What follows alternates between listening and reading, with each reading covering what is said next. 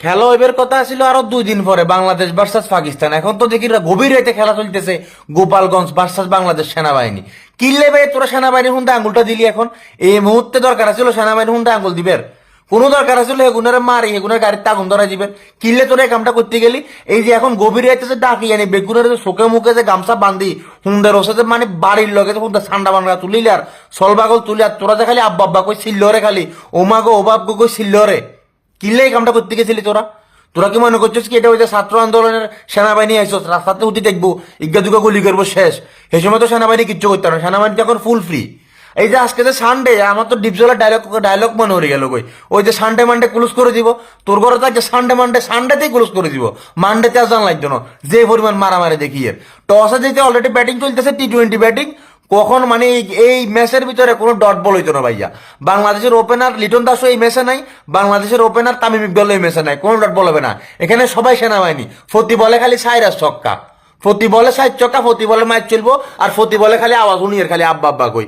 মানে এই ফেসবুকের নিউজ ফিডে ঢুকার পরে ভিডিও স্ক্রল করলে খাইলে গোপালগঞ্জের ভিডিও এর খালি খালি মায়ের উপরে মায়ের চলে। কেউরে রাস্তার লগে থিয়াই মারের সুন্দর হচ্ছে, কেউরে রুমের ভিতরে লই যায় মারের, কেউরে সজুতা দি মারের। কিনলে এই কামটা করতে গেছিলি তোরা বালার ভিত্তে? হেগুনের কাম করতে দিলে কি তো তোরা তোকে আন্দোলন করবি আরেকটু পরে করতি, আরেকটু পরে চিন্তা ভাবনা করে করতি। সেনাবাহিনীর লগে ফাঙ্গা নেওয়ার কি দরকার ছিল? কি দরকারটা ছিল এগুলো ফোনটা আঙ্গুল দিয়ে নিজের ফোনটা বাস ঢুকাই দিবার লাই? এগুলো ফোনটা দিছো তাঙ্গুল আর নিজের ফোনটাতে বাস ঢুকের আব্বা আব্বা কইছে সিল্লরে খালি চিন্তা করছ। হ্যাঁ, কি দরকার আসলে এই সময় আসি? অন্তত পক্ষে এই সময়টা সেনাবাহিনীর লগে জায়গা করার মনে করছিস কি? ছাত্র আন্দোলনের মতো মানে লক্ষ লক্ষ জনতা সেনাবাহিনী ফিসে উঠে যাবো শেষ তো যা মারছত এবার হুরারের ধরে মাইরখা খালি এবার প্রচুর পরিমাণ মাইল ছিল, বল একদম বাউন্ডারির বাইরে। ওই যে পাকিস্তানের শহীদ আফ্রিদিতে এরকম T20-তে বল আজাইলাই তো এরপরে একটা ঠিক সেনাবাহিনীর অবস্থা আজকে এরকম মায়ের লগে দেখবে যে বল আজি দেবো কালকে সকালবেলার এই বল তো হয়ে জানো।